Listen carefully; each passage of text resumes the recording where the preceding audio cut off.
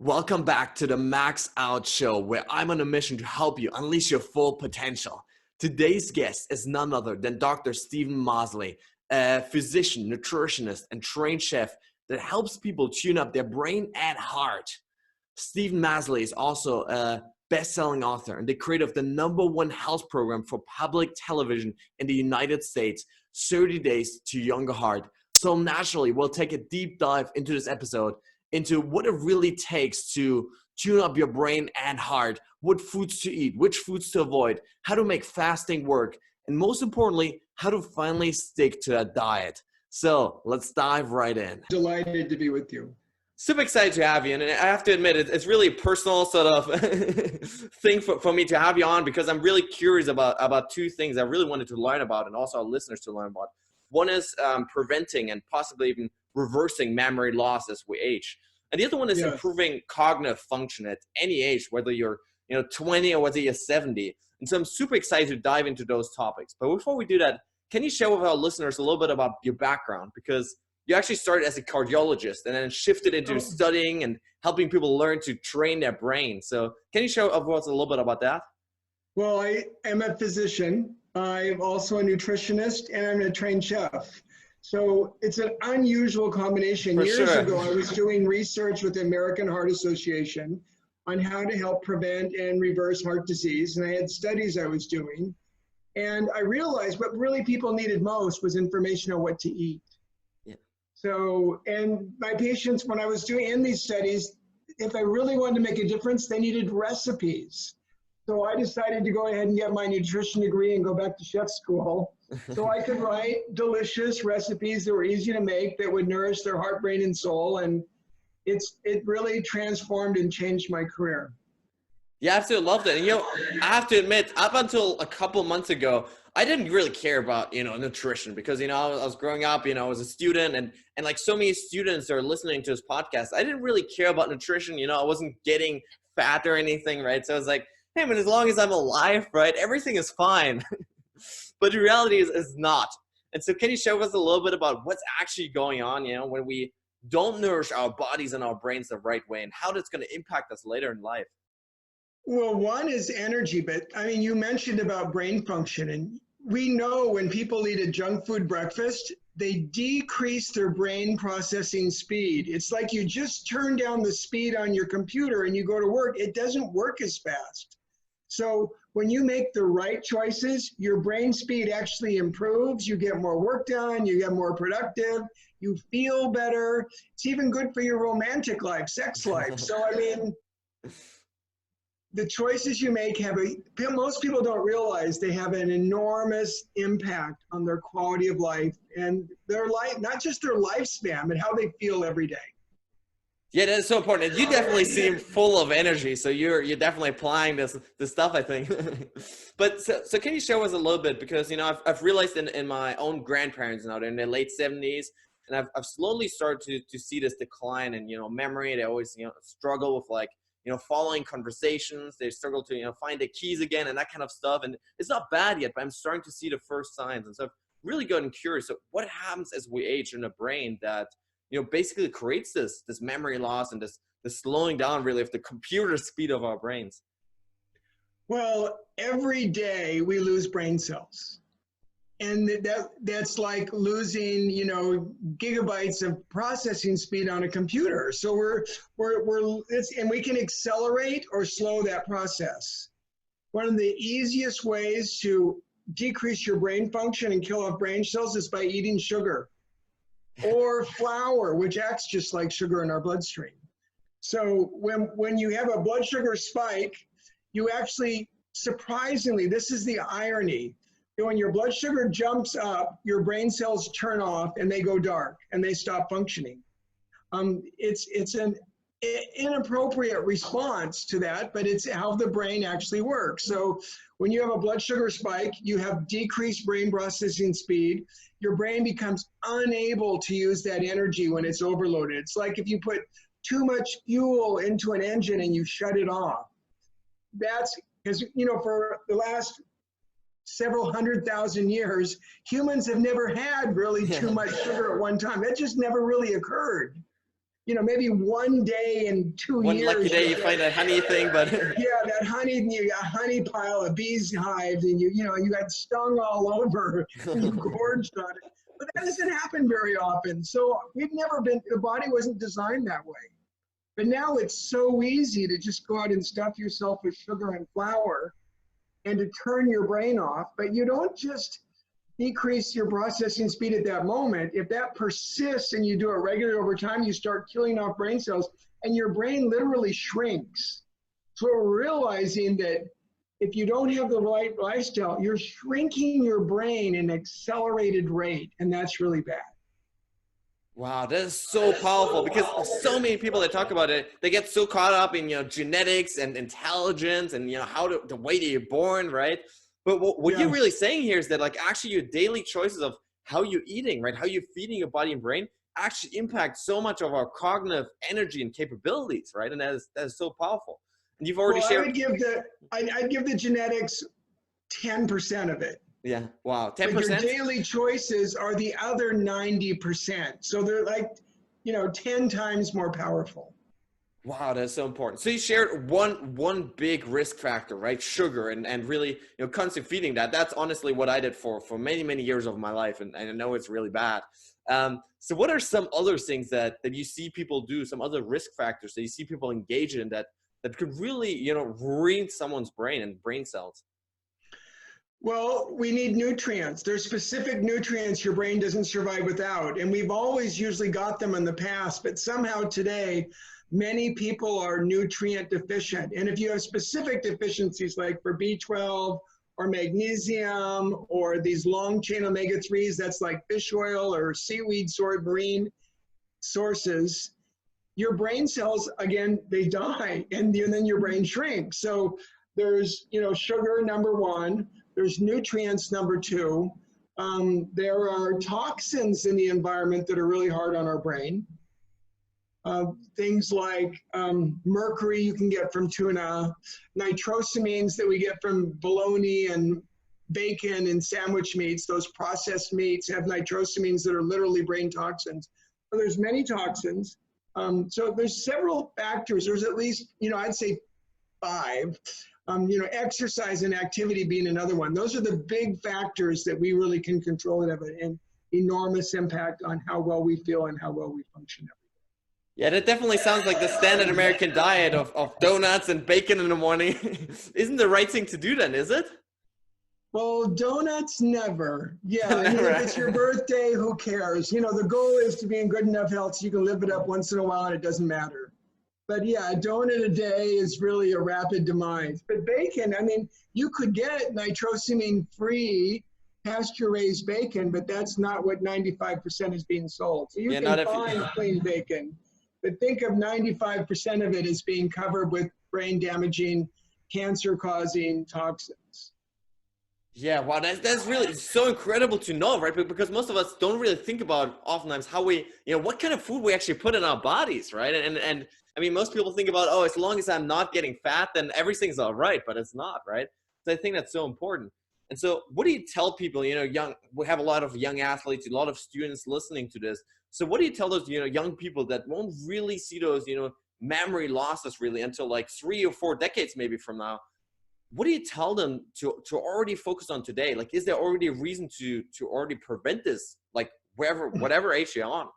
Well, I like your, you know, talking about young athletes, because who wouldn't want better performance, right? Sure. So if you're athletically inclined, or even sexuality requires athletic performance too. So if you're interested in either athletes or sex, so everyone, you need circulation. And, you know, so just like you can decrease your brain function, we can shut off your artery supply to your brain, your heart, your muscles, and even, you know, the genitals. So it really has an immediate impact. The foods we eat, you can shut off 20% of your blood supply to your muscles and your precious parts of your body just with the wrong meal choice, 20% drop in circulation. So for, you know, guys, that has a huge impact. For women too, it's not just men. Men and women are both, you know, from a sexual perspective, impacted by circulation for sexual function. But athletic for function, it's, you know, a 5-10% boost. I mean, Wow. that's huge to a serious athlete. But I'm talking 20% improvement by making the right meal choice for sports performance and energy and how you feel. So it's really quite tremendous. Yeah, that's absolutely incredible, and kind of shocking, to be honest, because I was running in college, collegiate athlete, NCAA, and like me and my team, it was just crappy food basically, right? Like we train our asses off, right? And then we go and we have a bunch of donuts and chocolate, right? Because we're like, you know what? Like we train so hard, we burn all those calories, we can eat that, right? But what you're really saying is we could have improved our performance so much by Yes. just maybe picking that salad, or maybe picking, You mean your coach or the trainers didn't mention what, or you just didn't listen? I don't know. There's probably not the listening so much part. I'm afraid that was it. And that actually brings us to the next point, which is like, once you even know what you're supposed to do, how do you actually do the things you're supposed to do, right? So, I mean, I know you've worked with thousands and thousands of people and really making those changes. So have you noticed any patterns around, what helps people actually make changes that last over the long run, and not just, stick to a new diet for a week and then quit? Yeah, that is so common. I mean, you're describing something that's really important, that so many people, the majority, not some, most people, when they try a diet, they'll drop off shortly. And part of it is because they don't feel any better. And if you can, go on a 1-week weight loss and try to lose 5 pounds in a week, but if you feel terrible, you're not going to stick with it. So number one, when you try one of these things, you should feel fantastic. You should sleep better, have more energy, get more work done, be better at sex, be better at sports. All across the board, if you're following a program that's right, you're going to feel better. And that gives you feedback that you want to stick with it. Most people, when they feel fantastic, and they'd forgotten how bad they felt, is the truth. They kind of gradually, got worse and worse and worse and been in this funk, and they kind of forgot what feeling fantastic was like. But when you get it back, okay, that's pretty amazing. So that's really, I think, the most important thing for people to realize. If you're trying a program, within a week or two, you should really feel dramatically better, and then that's going to give you a ton of incentive to stick with it. I absolutely love that, because so many times when I see people, go on these diets, right, it's these horrible things that just make them suffer, right? They make them miserable, right? And they're just kind of like dreading every single day, right? They don't have energy. They're kind of like, oh my gosh, another day, right? But obviously, like that, you can't stick to a diet, right, if you're not actually enjoying it. And so I love that focus on just creating the energy actually to enjoy life more. The number one diet I would recommend is a Mediterranean diet. It's more vegetable, fruit, beans and nuts, seafood, some poultry, some organic dairy. You get red wine, use olive oil, use lots of spices and herbs. The food's fantastic, and it's easy to stick with. No one minds eating delicious food. Oh, no. The main thing that's out is processed food that's like, donuts and cakes and sandwich meats. That's not real food. That's not something you can buy and pick off a tree or a plant, or even protein, wild, unadulterated, something that didn't come from a feedlot where it was filled chemicals and hormones. So we're talking clean, real food that tastes fantastic. Yeah, that's the theme of a Mediterranean diet. Unprocessed, wonderful, fantastic tasting food. Your meals are delicious. That has the number one, the U.S. World Report rates it as the number one diet for health reasons, but also because it's the easiest diet to stick with long term. And I think you've made that point about trying something you hate is ridiculous. I totally agree with you. No, I absolutely love that. And yeah, totally agree that like you have to do something that you love. And so we already touched upon a system that works, right? A diet that works. And that's part of the Better Brain solution.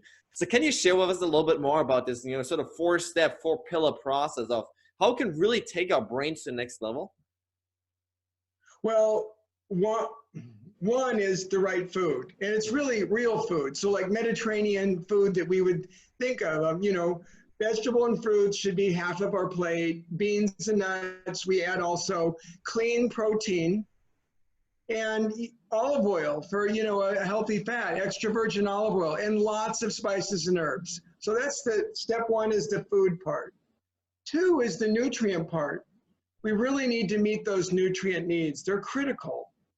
So, you know, that everyone needs a good quality multivitamin. I mean, the key nutrients are the B vitamins like folate and B12, magnesium, vitamin D, the algae, plant, fish-based, you know, marine fats. Those are essential, and we can't be without them. Three is activity. The number one, you know, probably the number one predictor of losing weight and keeping it off is being active. And it makes you feel better. It makes your brain faster. I mean, on the research from our clinic, we showed that people who increase their physical aerobic activity and strength training, both, it's aerobic and strength training, had a dramatic improvement with brain processing speed. And then the toxins I mentioned, you know, avoiding toxins. So all of those are essential components of optimizing your performance, your lifespan, your brain function, preventing heart disease. I mean, all of it goes together.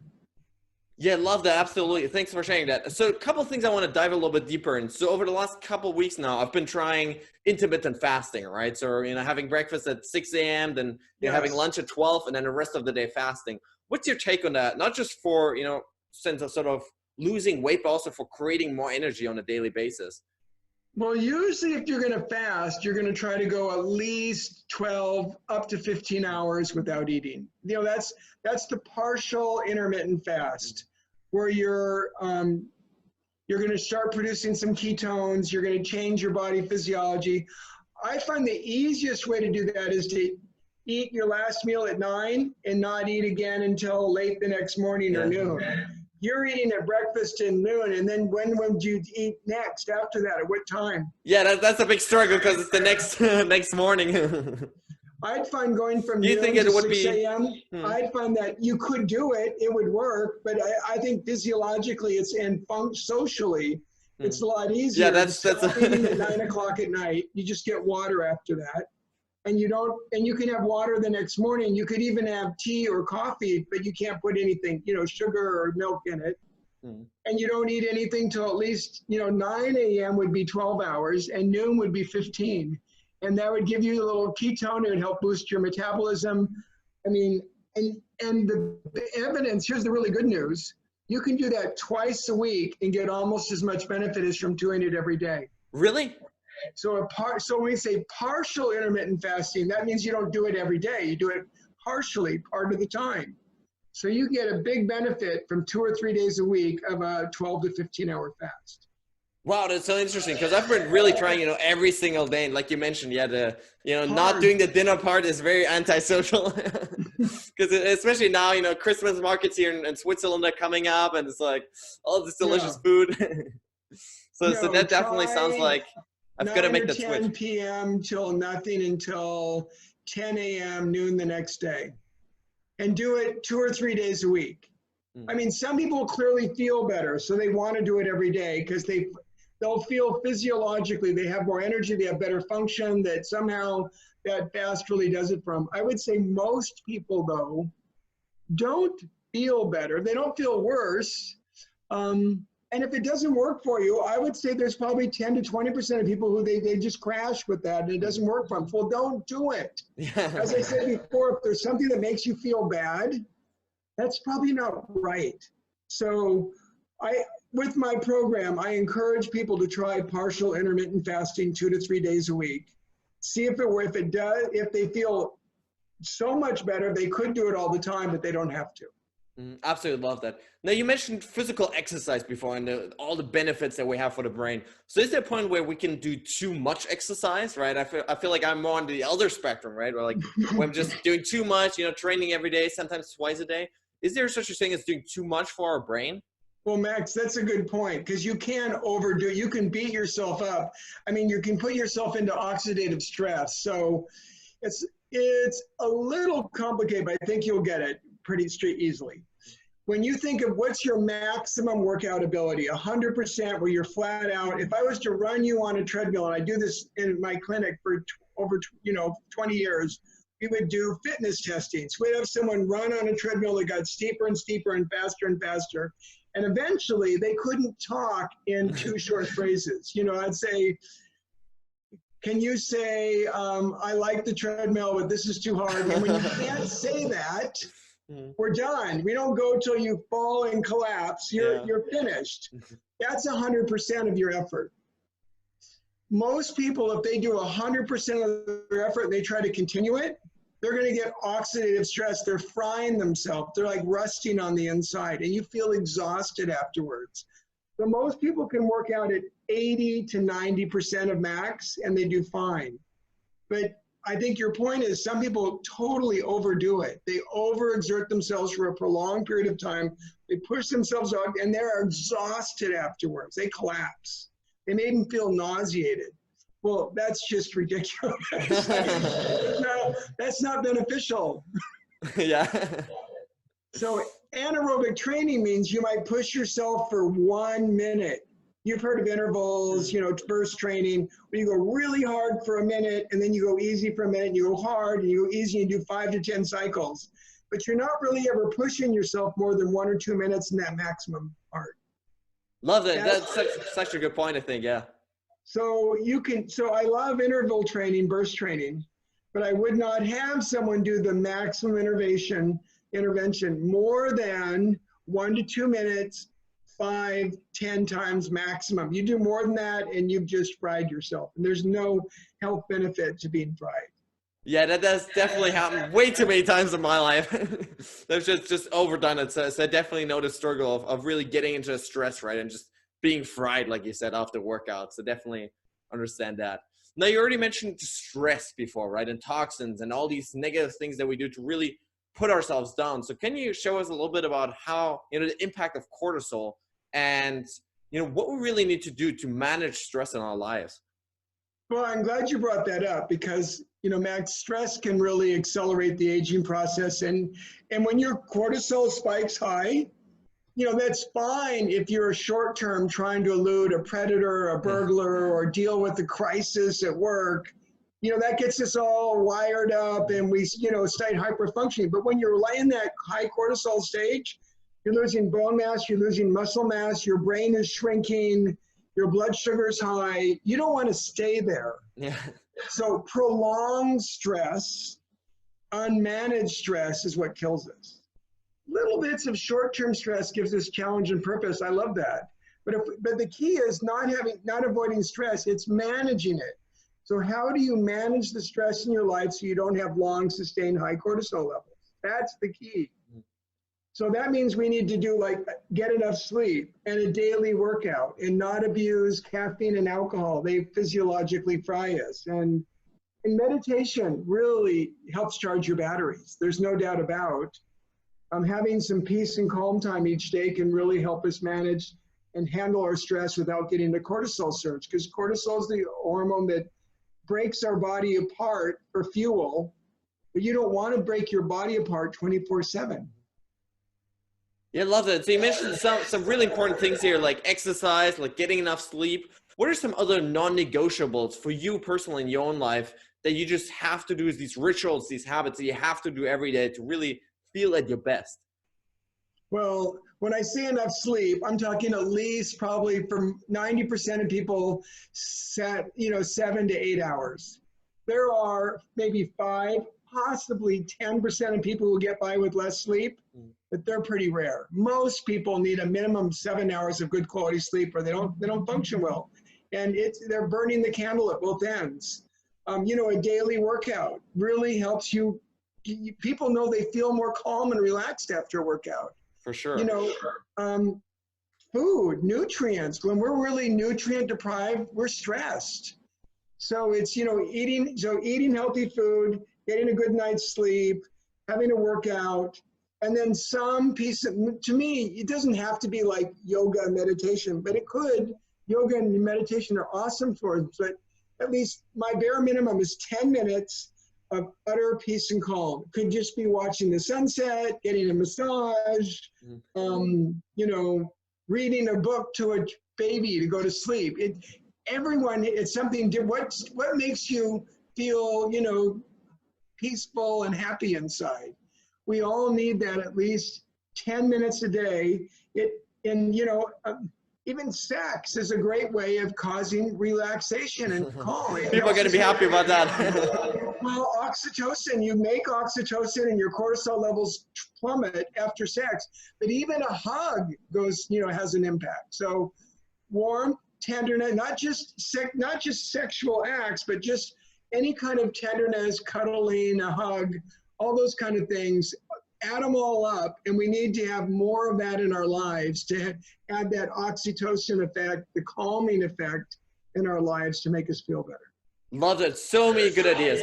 Now, I would really want to shift gears a little bit, because one of the things I ask every single guest is about a personal failure that sort of acted as a catapult to success. So do you have a favorite failure in your life that really helped you actually develop yourself better afterwards? There was a point I got burned out. I overdid it. I didn't try managing my stress, and then I couldn't function I was burnt. I couldn't think clearly. I couldn't function. And so, I've had a point in my life where I burned the candle at both ends. I got fried, and then I got burned out. And so I think most people have experienced that. They may not want to admit it. But it's a pretty common thing today where we're just, we don't get enough sleep. We don't take care of ourselves. We think, I'm invincible. I can get through this month, right?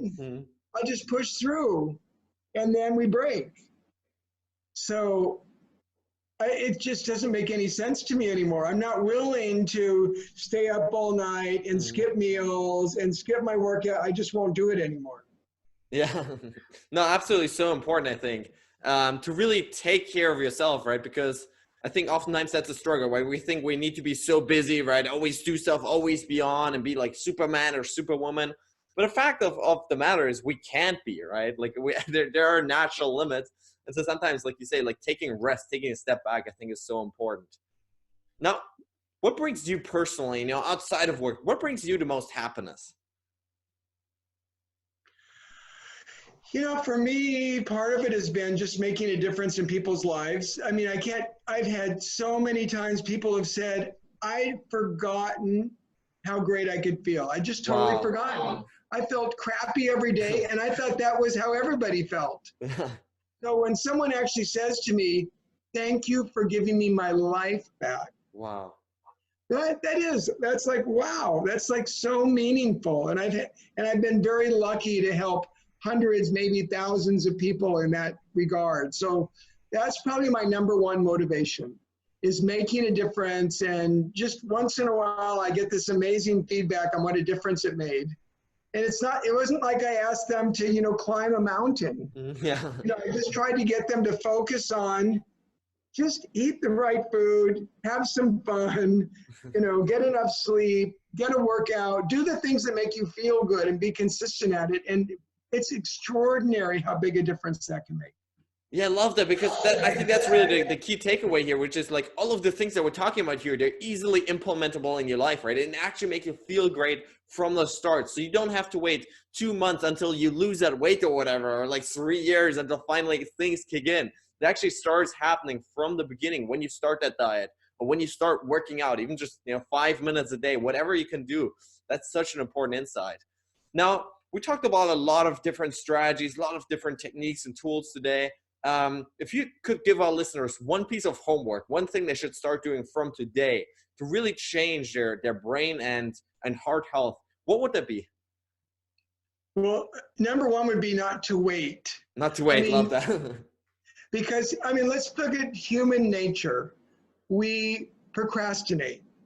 We wait till the car's broken to get it fixed. We keep using all this stuff until we have a problem.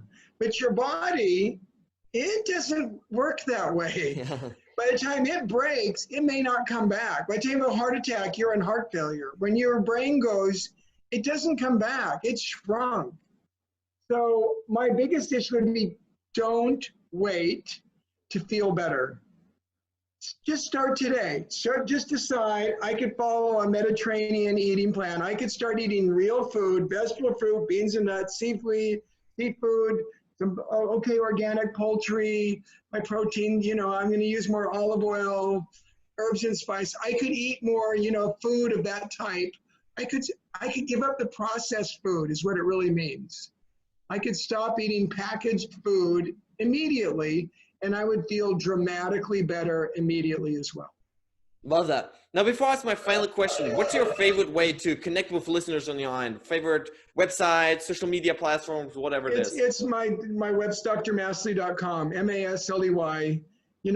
I rotate and put up different gifts for people to sign up on the website. And I send out a blog and recipes a couple times a month. So I try to send out, fascinating health tips and, cool recipes regularly through my website and blog.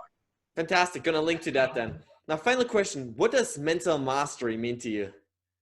It's the best. It's being the best we can be. It's, pushing it's fulfilling our destiny, our full capacity. It's making a difference. That's what it means to me. All right, guys, that's it for today. I really hope you enjoyed this episode. I hope you gained some valuable ideas, tips, tools, tricks, mindsets, belief systems that will hopefully inspire you to take your life to the next level. At the end of the day, guys, it's all about application.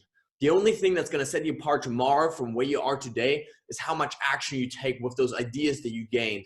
And so I really want to challenge you at this point to, not just listen to this passively, to not just consume this, passively, just think about other things, but to really take those lessons, take those ideas that you just gained and start applying them to your lives, to really start taking action and sprinting towards those goals and those dreams that you have in your life. Now, guys, at this point, I want to ask you for a huge favor. If you enjoyed this episode, please consider heading over to iTunes and leaving a review, as that helps me really grow the show and reach more people, impact even more people around the world.